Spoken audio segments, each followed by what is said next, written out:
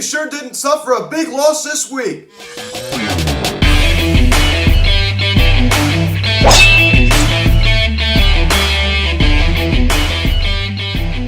What is going on, everybody? Welcome to the Phillies That's the video cast of Terry, going to having our 13th weekly update of the offseason, as we're going to be talking about some Phillies news and some around baseball news. Now, guys, before we get into this video, please subscribe if you have not yet. Please turn on the notification bell. Please like this video, comment on this video, share this video, and let's get into this. So, not a lot to talk about this week. It was a pretty quiet week for the Phillies. Some little minor signings.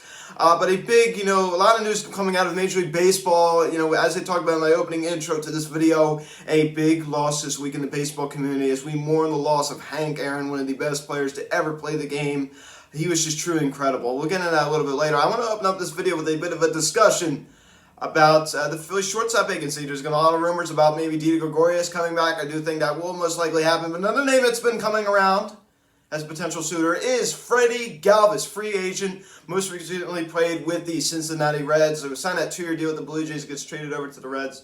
Spends the past, year and a half as a member of the Reds, and, he really has done a good job. He's a, mediocre offensive player. His defense is very, very good. I remember he made some incredible plays when he was with the Phillies. But once again, he's a switch here. He's been on the left side of the plate. And I think this could work if we don't bring back Didi Gregorius. Now, I'd rather have Didi Gregorius over Freddie Galvis. You know what I said? I'd love to have Didi's bat and Freddie's glove, because Didi Gregorius not the best defender, but Freddie Galvis a very, very good defender. And Freddie Galvis is just a mediocre shortstop. And if you were to sign Freddie Galvis, it would be on a 1-year deal as a bridge for Bryson Stott, because Bryson Stott most likely is going to be ready in 2022, 2023. So we can't forget about that. So if we do bring back Didi Gregorius, it would most likely be on a 1- to 2-year deal, most likely. Maybe we would trade him or something.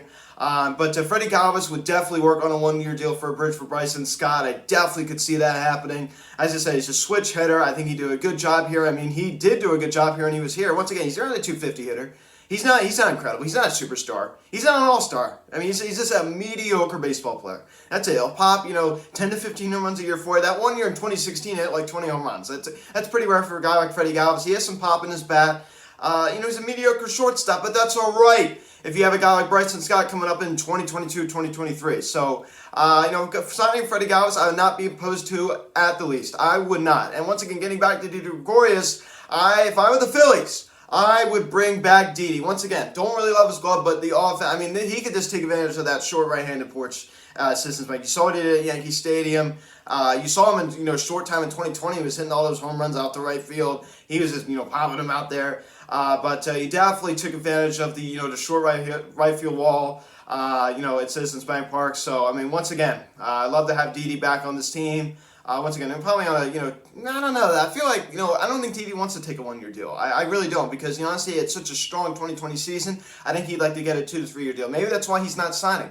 Maybe the Phillies are not willing to do that. Did they take the route of signing Freddie Galvis on a 1-year deal and, not sign Didi long-term? And when I mean long-term, maybe a 2 to 3-year deal is considered long-term for the Phillies. I don't know. Again, this is all speculation. We don't know what's really going on, but Freddie Galvis signing would not be opposed at the least. I just wouldn't. And once again, some big news coming out of Major League Baseball.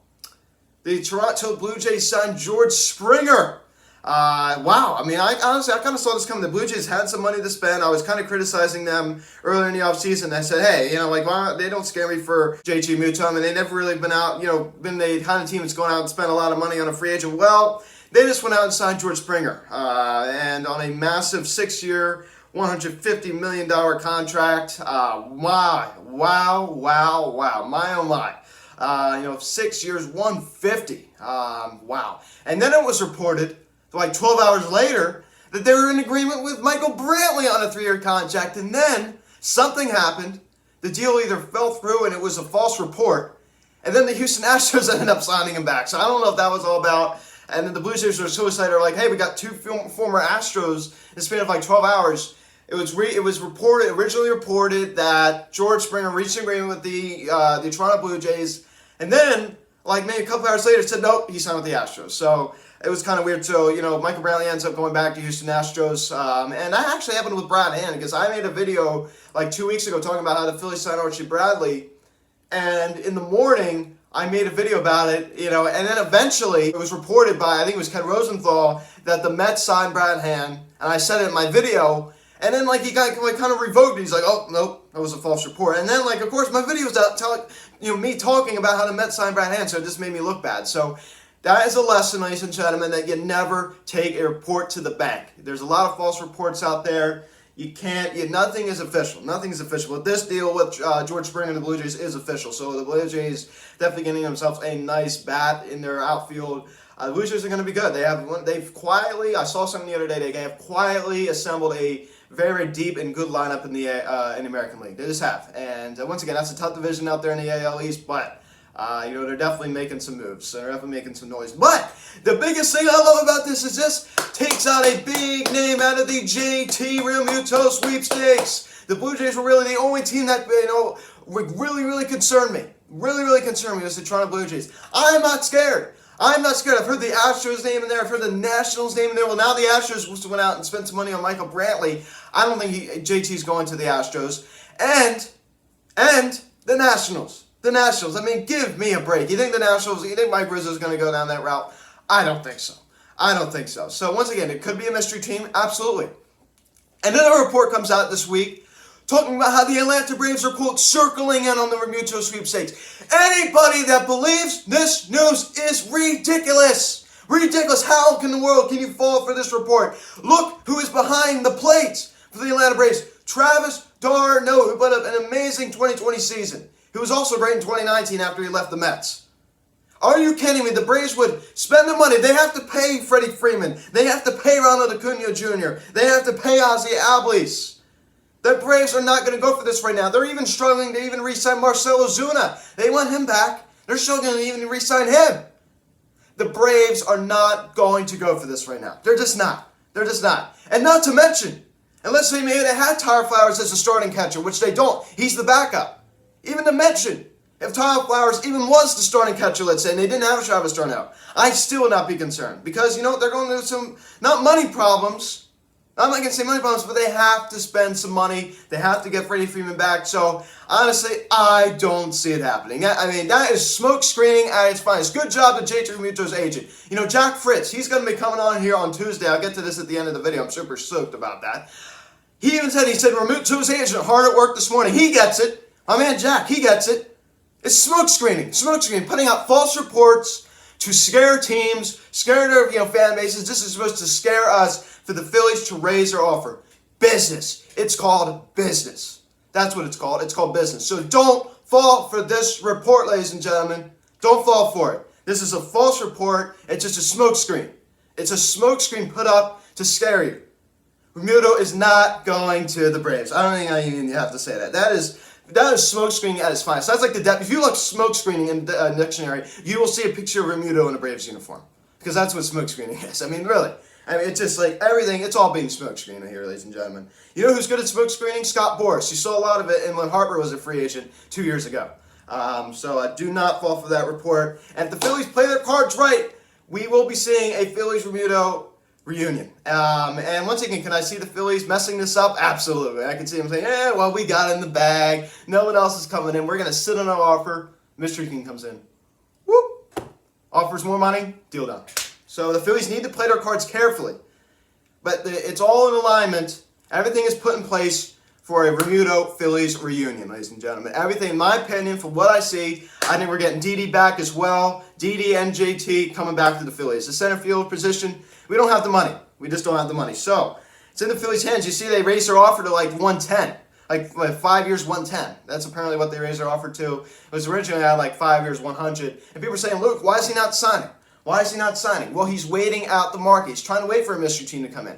Once again, if he liked this deal, it'd be done. It'd be done. He clearly does not like the deal we're offering him. It's pretty obvious. But this is the best deal he's going to get. He's going to have to eventually come to terms and just accept it and realize this is the best he's going to get. He is not getting any more than this.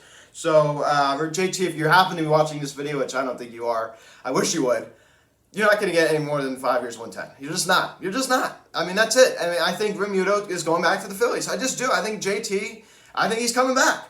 Another move that the Phillies made this week that they signed right-handed pitcher Mike Adams, who co-owns a baseball facility in Pleasantville, New Jersey. As you guys know, I do live in South Jersey, so that's not real far from where I live.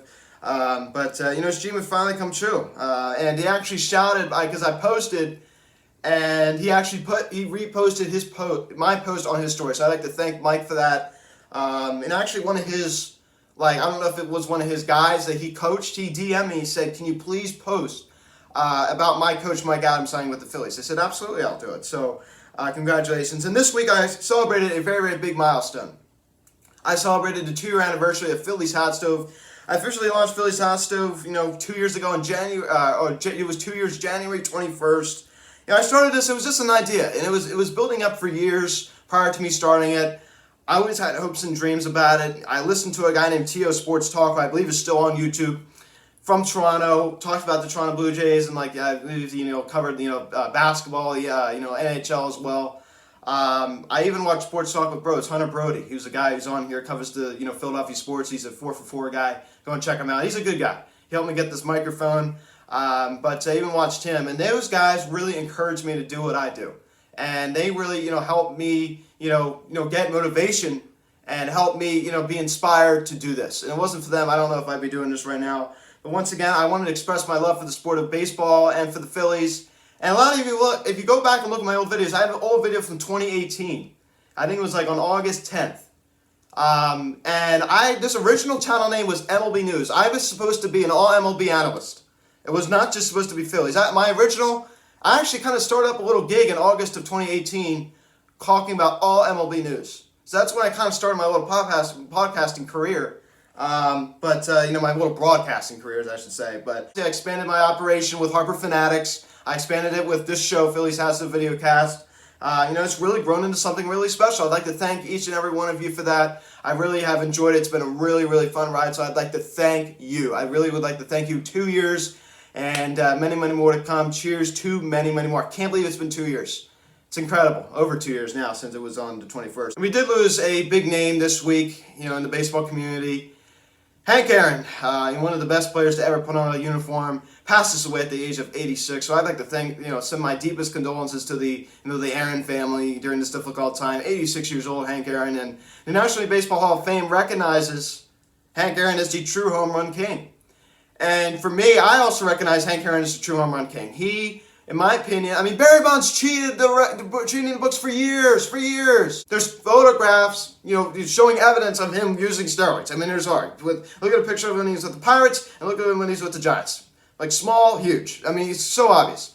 And even with Barry Bonds cheating, he could barely even beat out Hank Aaron. He beat him by 10 or 12 home runs, man. Hey, Barry Bonds cheated the books for years, and he could still barely beat out Hank Aaron. What does that say? Hank Aaron was the GOAT. Hank Aaron was the GOAT. And once again, he is the true home run king in my eyes. He just is. He just is. And the National League Baseball Hall of Fame, they recognize Hank Aaron as the home run king. They do not count Barry Bonds as the home run king, and I don't either. So we definitely lost a big name this week throughout the baseball community, and we mourn the loss of Hank Aaron. He was a very, very good man, did a lot for the community. He even has his own award named after him, the Hank Aaron Award. So my deepest condolences. Very, very sad loss throughout the baseball community. And also this week, I believe it happened yesterday, the Atlanta Braves claimed right-handed pitcher Victor Arano off waivers from the Phillies. Arano last pitched for the Phillies back in May of 2019. So the Braves claiming a former Philly off waivers. He didn't really pitch that many games here for the Phillies. He played from 2017 up until 2019 in a Phillies uniform. Not really much of a loss. This loss doesn't really bother me. But hopefully this week, I will be making a video about the Phillies and possibly maybe sign JT Muta, but I don't know. We're gonna have to see. I think it's gonna be in February. I really do. I've said he's gonna drag it out. He was calling it me, and he will resign with the Phillies. But Jack Fritz coming on the show Tuesday from WIP, the High Hopes podcast. Jack Fritz joining the Phillies Hot Stove Videocast. I'm so excited to have Jack Fritz on this show. Welcome to the show, Jack Fritz, on Tuesday. Possibly a video this week talking about Didi Gregorius as well. So I will see you soon. Thank you guys so much for watching this video. Please subscribe if you have not yet. Please turn on the notification bell. Please like this video, comment on this video, share this video. Check out the social media link in the description section. At Phillies Hot Stove, Instagram, TikTok, at Harvard Nikes, Instagram, car, text 267-225-3392. Email me, phillieshotstove@gmail.com. Thank you guys so much for watching this video. I am Luke, and I'll talk to you all later. I'll see you guys.